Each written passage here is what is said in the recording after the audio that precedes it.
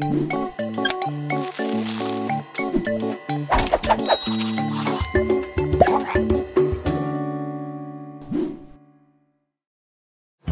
je suis allée rencontrer Simon-Pierre Murdoch, propriétaire de Canada Sauce, pour qu'il m'en apprenne davantage sur la production de condiments 100% naturels. Salut Jessica, bienvenue chez Canada Sauce. Bonjour Simon-Pierre, ça va bien? Ça va très bien, toi? Très bien, merci. Merci de nous recevoir aujourd'hui.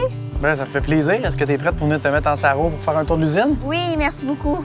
Viens avec moi, on s'en va dedans. Nous, dans le fond, en 2016, on a démarré Embouteillage Canada dans les sauces piquantes. Et en 2018, quand on a vu la fermeture de Heinz en Ontario, au niveau de la production de la pâte de tomate et du ketchup, on s'est dit, mais pourquoi nous, on ne ferait pas notre propre ketchup québécois et canadien? C'est là qu'est partie l'idée de Canada Sauce. Puis depuis ce temps-là, on a acheté l'usine ici, on a acheté des équipements robotisés, on a embauché du personnel motivé et courageux pour venir travailler avec nous. On a commencé à monter un business de ketchup, ça va faire maintenant 3 ans. Ça, c'est la salle ici où est-ce qu'on fait la cuisson des sauces. OK. Avec les 6 marmites géantes que tu vois là, on peut faire 250 litres de sauce par steam pot. Et tous les jours, on fait entre 10 et 12 productions. Donc, chaque steam pot, on les remplit 2 fois. Est-ce que tu pourrais me dire d'où viennent vos produits? La majorité des produits qu'on utilise là, au niveau des fruits et légumes pour nos produits proviennent de la terre. On est super content de dire que, tu sais, on travaille avec des fermiers, on travaille avec des agriculteurs qui travaillent pour avoir un sol de qualité. On essaie de travailler avec les aliments biologiques, des fruits et légumes des fermiers. Donc, l'approvisionnement est vraiment le plus local possible. Concombre de la région, tomates québécoises, tomates canadiennes, farine de moutarde du Canada. Les tests se font directement au steam pot ou la petite table que tu vois là-bas. Dès 5 à 6 heures le matin, pH, microbiologie, tests organoleptiques. On a même un équipement pour tester la texture de la sauce.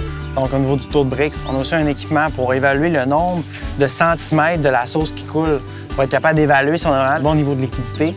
Puis quand on fait la production d'un steam pot des sauces, à chaque 1/3 de steam pot, on prend une batch témoin, s'assurer d'avoir un résultat impeccable. Si un produit n'est pas conforme, ça ne sort pas de l'usine. Pour nous, c'est un no-brainer. Ça ne sort pas si c'est pas signé par l'équipe de contrôle qualité qui ont des formations au niveau de nutrition. Fait que Jessica, c'est venu avec moi. Ça, dans le fond, ça se trouve être la salle d'embouteillage. Donc, partout au niveau du pont roulant que tu vois là, on a différentes étapes, là, que ce soit au niveau du tunnel chauffant, les 2 embouteilleuses qui sont là, le détecteur de métal. Ici, on trouve la machine pour sceller. Donc, tout est semi-automatisé.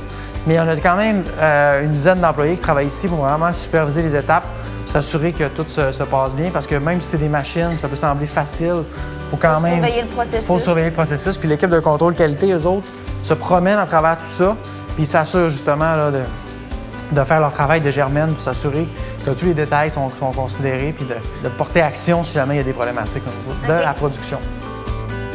Est-ce que ça engendre beaucoup de défis pour produire des condiments en grande quantité avec des produits d'ici?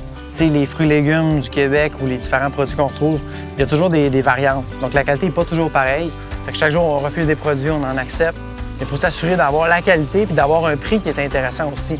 Parce que qui dit qualité plus élevée, qui dit produit québécois, dit souvent un 20 à 30 % plus cher. Mais nous, dans notre business, on est prêt à le faire parce qu'on sait que c'est notre marque de commerce. Puis on ne va jamais compromettre la qualité pour la quantité. Pour nous, c'est comme une valeur cardinale, puis c'est pas négociable. Merci beaucoup, Simon-Pierre, de m'avoir reçu aujourd'hui. C'était vraiment intéressant.